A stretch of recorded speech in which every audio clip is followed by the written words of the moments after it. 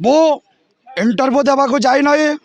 ବର୍ତ୍ତମାନ ମୁଁ ଯେତେବେଳେ ଯିବି ଦର୍ଶକମାନଙ୍କ ସମ୍ମୁଖରେ ମୋରି କଳା ପ୍ରଦର୍ଶନ କରିବି।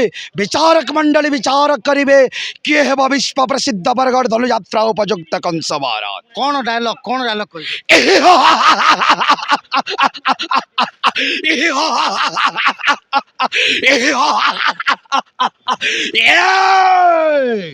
কৃষ্ণ বলরাম কৃষ্ণ বলরাম কৃষ্ণ বলরাম বারংবার প্রতিধ্বনিত হয়ে মমারস গঞ্জে কে কে সেই কৃষ্ণ কে বলরাম দ্বাপর যুগরে শত্রুরূপে জন্ম নেইছে গোপনেত্রে নন্দরাজাগ্রহে।